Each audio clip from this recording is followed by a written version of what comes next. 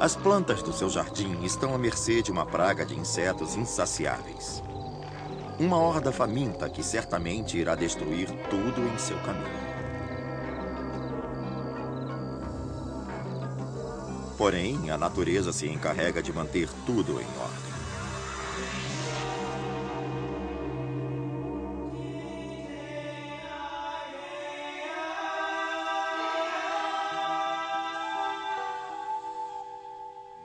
O mundo secreto dos jardins. Louva a Deus. Distribuição Sinapse.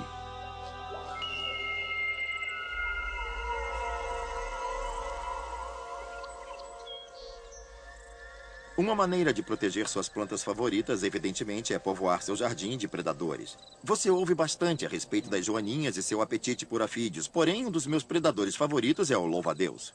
Eles são bem melhores de se manter no seu jardim e são fascinantes de se olhar. É claro que o segredo é não confiar em um determinado predador, mas sim ter uma diversidade de criaturas, uma vez que diferentes predadores se alimentam de diferentes pestes. E o louva-a-Deus se adequa muito bem a esse cenário.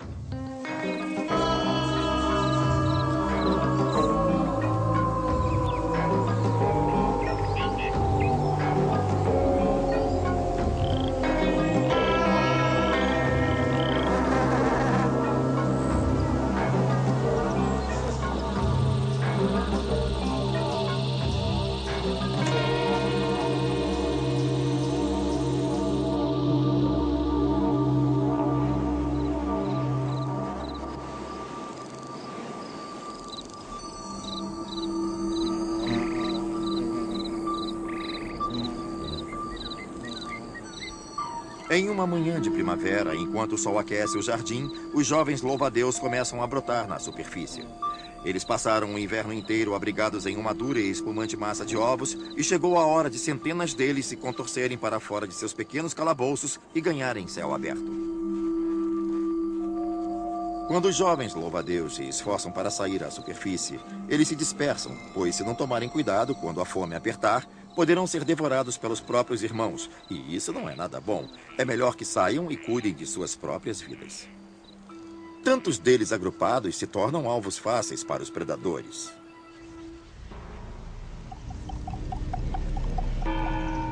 Como todos os insetos, os louva-a-Deus depositam uma grande quantidade de ovos, criando assim um potencial para o surgimento de uma nova população, mas boa parte não sobrevive. Muitos tipos de pássaros se alimentam deles, e de aranhas também. Na verdade, eles são tão saborosos como outros insetos. E ser um predador não garante nenhuma proteção especial.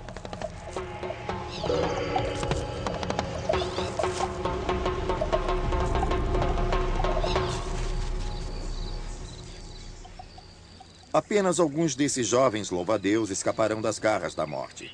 Solitários em um enorme jardim cheio de perigos, todo dia é uma batalha pela sobrevivência. Mas se forem rápidos o bastante para iludirem e escaparem de seus inimigos, crescerão e atingirão a fase adulta no final do verão. Don't ever stop dreaming, even when things look dark.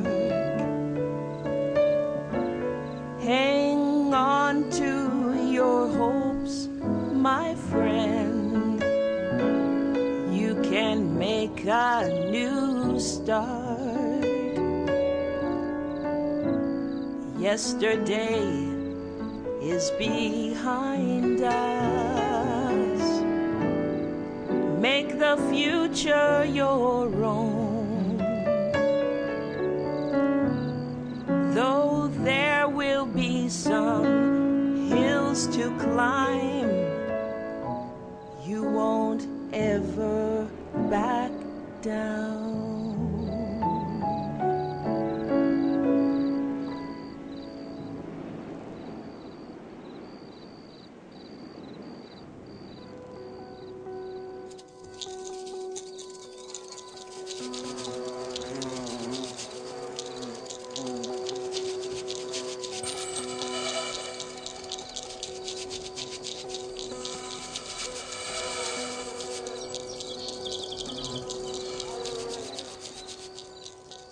A essa altura, com 1 ou 2 semanas de desenvolvimento, os louva-a-Deus são bem pequenos. Só se alimentam de minúsculas criaturas como afídeos, mosquinhas de frutas e seres desse tipo.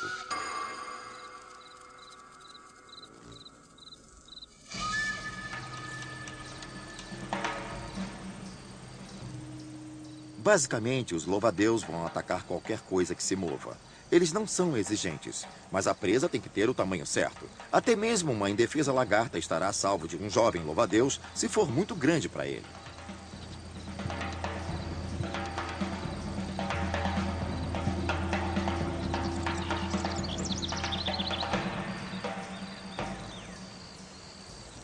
E mesmo quando as condições são boas, eles ainda podem perder a chance de uma boa refeição. Realmente não é todo tipo de predador que se beneficia o tempo todo. E os jovens louva-a-Deus ainda têm muito a aprender. Muitos deles simplesmente morrem de fome, pois não é assim tão fácil ser um predador. É bem mais difícil do que comer grama. A estratégia de caça de um louva-a-Deus é bem simples. Em vez de tentarem correr atrás de sua presa, eles ficam parados, quietos e atacam qualquer coisa que chegue perto. Eles têm um apetite voraz, afinal, devem continuar comendo para crescer. Acontece que algumas criaturas acabam entrando em sua área, obviamente para conseguirem algum alimento. E o que ele faz é ficar parado esperando a entrada da presa.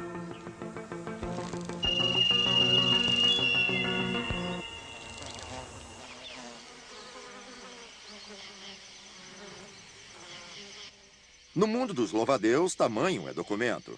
Quando eles nascem, não têm o tamanho da unha de um dedo mínimo. Mas com o avanço do verão, essa pequena criatura acaba ficando grande como a palma de uma mão.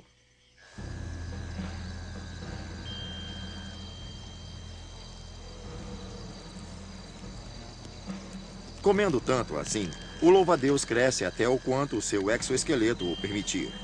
Sua superfície é bem rígida e não expandirá além de um certo ponto. Portanto, se a criatura quer crescer ainda mais, nesse ponto, ela deve se livrar da velha pele e emergir com uma pele nova, macia e flexível, que permite sua expansão.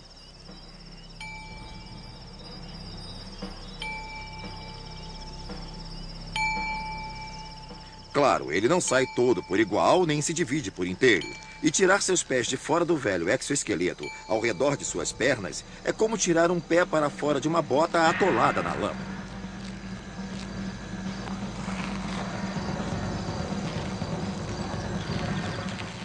Esse é um momento muito vulnerável para o louva-a-Deus. Eles ficam completamente imobilizados por até 1 hora, à mercê de qualquer grande predador de jardim que note sua presença.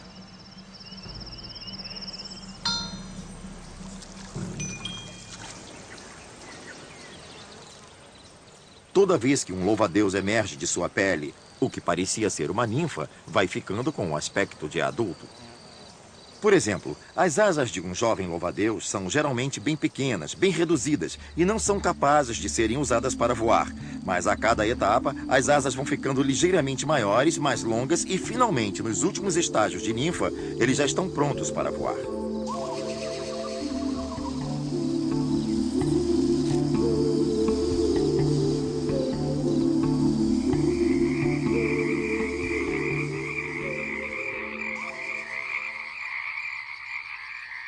Para que um louva-a-Deus cresça em seu ritmo máximo, ele precisa caçar e comer constantemente. Por isso, não importa se é dia ou noite, eles adoram caçar o tempo todo.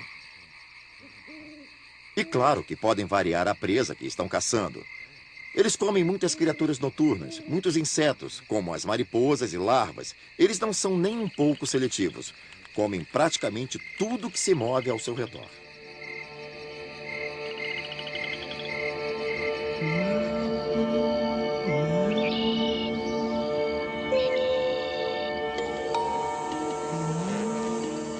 Para se criar um jardim saudável, cheio de insetos, e eu não acho que um jardim pode ser considerado saudável se não tiver um monte deles, você precisa de uma variedade de espécies de plantas, para que todo tipo de inseto tenha um lugar para chamar de lar.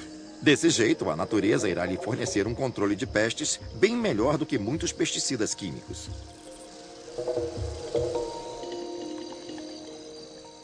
A maioria dos controladores de pestes do seu jardim são silenciosos. Existem muitos agentes parasitários e vários tipos de doenças na natureza, mas é muito difícil observá-los diretamente. Com os louva-a-Deus você consegue ver alguma ação. Eles atacam praticamente qualquer coisa e são grandes e lentos o bastante para que você possa vê-los trabalhando no seu jardim. Isso ao menos lhe dá alguma esperança de que seu jardim não ficará completamente à mercê de todo tipo de insetos comedores de plantas. Nenhum predador irá resolver todos os problemas do seu jardim, mas o louva-a-Deus consome uma quantidade de presas impressionante, e eu particularmente considero como o maior problema os gafanhotos. Quando se tornam grandes, eles podem causar um dano enorme à vegetação de um jardim e os louva-a-Deus ficarão bem contentes de os terem como presas.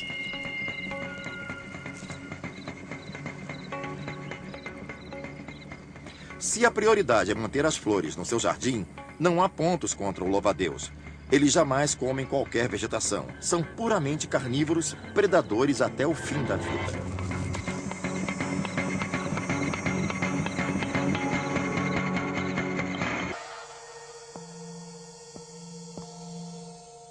Se você quer preparar uma estratégia, uma emboscada para esperar uma presa, uma das coisas que deve fazer é desaparecer na paisagem.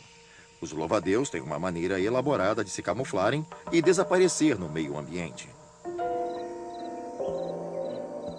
Os louva-a-Deus europeus são geralmente verdes ou marrons, e devido às suas longas pernas e seu corpo fino, podem se disfarçar como folhas ou galhos. Esse disfarce é sua principal estratégia de defesa, combinada com a habilidade de permanecerem imóveis por horas a fio, o que é muito eficiente. Outra defesa dos louva-a-Deus é tentar parecer ainda mais ameaçadores do que já são. Para afugentar potenciais predadores, eles levantam as patas traseiras de suas pernas posteriores e abrem suas pernas dianteiras e revelam olhos que dizem: você não vai querer se meter comigo.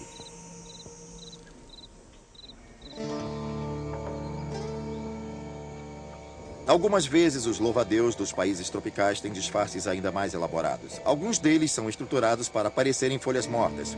Outros, como flores. Talvez uma orquídea ou alguma outra espécie específica de seu próprio habitat.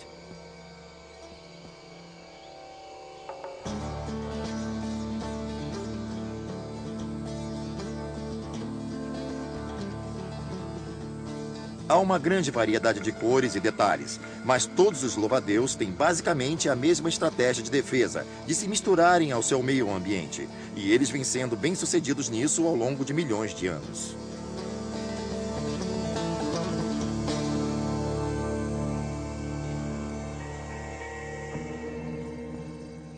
Os louva-a-Deus são criaturas especiais. Eles têm algo que muitos insetos não possuem: um sistema de visão binocular. Ambos os olhos são localizados na frente da cabeça, como nos humanos ou nas águias e falcões. Assim, ambos os olhos enxergam a mesma imagem, mas como há uma distância considerável de um para o outro, as imagens não são idênticas, e é essa diferença que os permite perceber a profundidade. E sua percepção de profundidade é essencial para que sejam capazes de atacar a presa com precisão.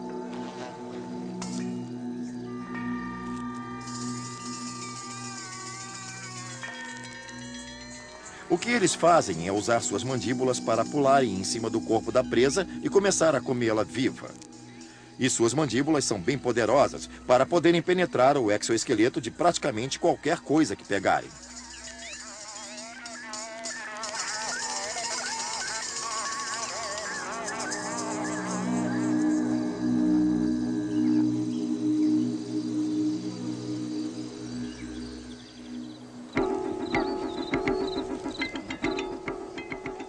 Devido ao fato de sua cabeça estar localizada sobre seu longo corpo, eles também têm uma grande mobilidade. Se você é um predador que persegue presas aonde quer que vão, mesmo que estejam embaixo de você, acima, ao redor ou em qualquer lugar, sua cabeça deve ter um bom grau de movimentação.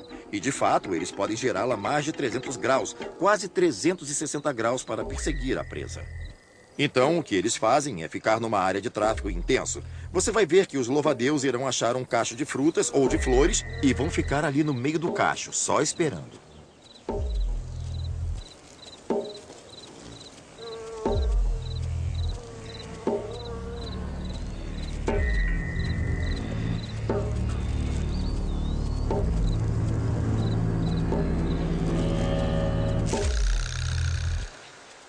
Eles possuem essas patas dianteiras como garras com movimentos elásticos, mas que na verdade são mais parecidas com facas. Com as pontas serradas que lhe permitem agarrar firme qualquer presa que aparece. Aprendem que algumas coisas são bem melhores do que outras. Como, por exemplo, alguns insetos que acumulam toxinas em seus corpos. Algumas tentativas e eles descobrem surpresos que não querem mais comê-los. Depois de algum tempo, descobrem que alguns tipos de presas podem ser bem ameaçadoras. Os louva-a-Deus não são estúpidos. Eles aprendem a reconhecer uma presa inadequada.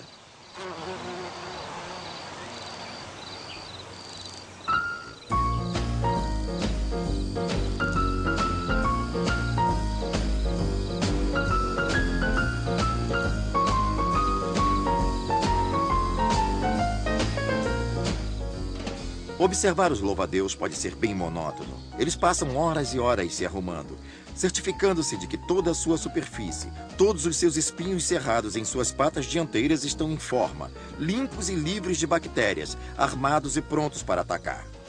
Dá a impressão de um soldado ali parado, segurando um rifle, limpando o cilindro de sua arma.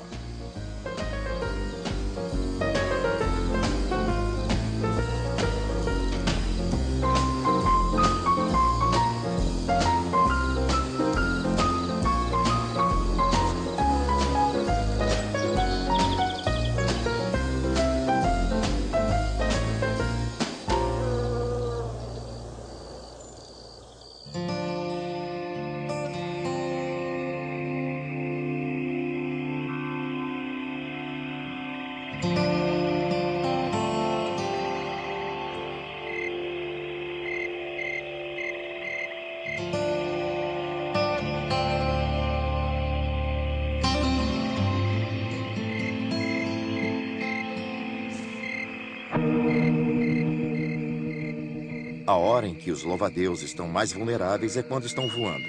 Se um louva-a-Deus está voando à noite, por exemplo, é presa fácil para os morcegos.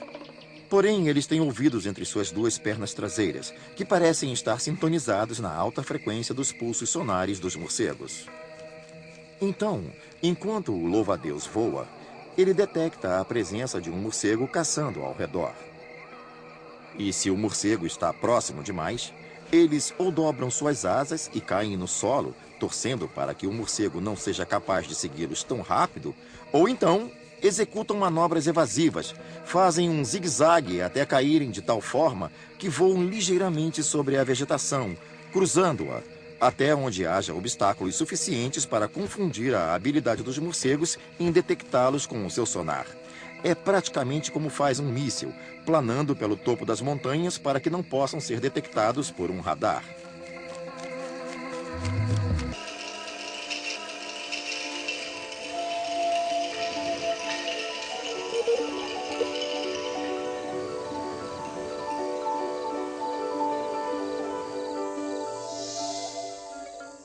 Ao final da fase de crescimento, os louva-a-Deus estão suficientemente grandes e se tornam maduros sexualmente. Chega a hora do acasalamento.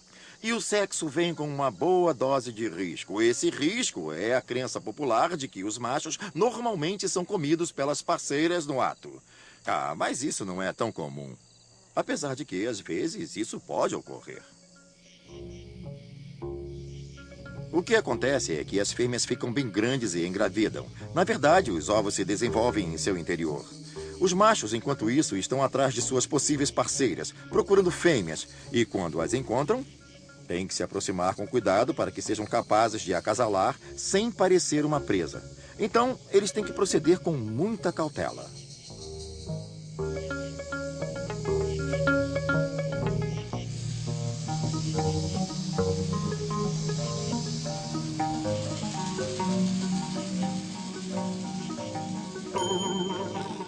De fato, o macho pode contribuir para o sucesso da fêmea ao depositar os ovos, sendo parte do seu almoço. E não há razão alguma que justifique que o macho ainda tenha sua parte superior do corpo durante o acasalamento. Ela pode comer sua cabeça, seu tórax, mas seu abdômen ainda continuará transferindo o esperma para dentro dela. Então, por que não comê-los? Uma vez que a fêmea já acasalou, sua função é a de procurar um local adequado, normalmente um local protegido em um galho ou dentro de uma construção.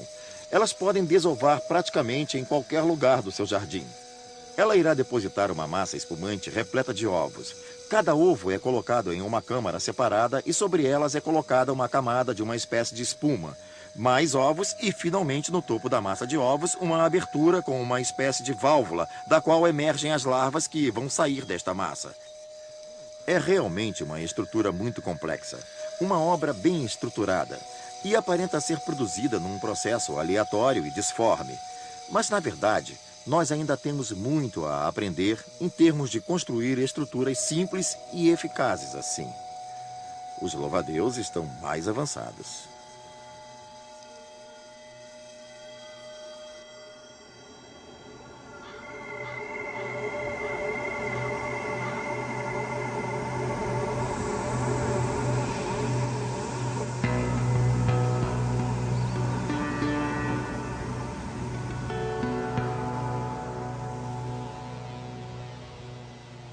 Os adultos continuarão a se alimentar sempre que ainda houver insetos ao redor e sempre que a temperatura for quente o bastante para isso.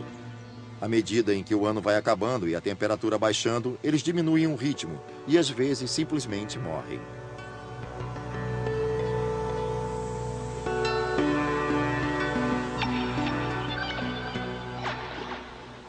Como legado, deixam seus ovos. Protegidos dos ventos cruéis do inverno por uma espuma protetora, centenas de ovos de louva-a-Deus esperam o longo inverno passar. Versão brasileira Alcateia.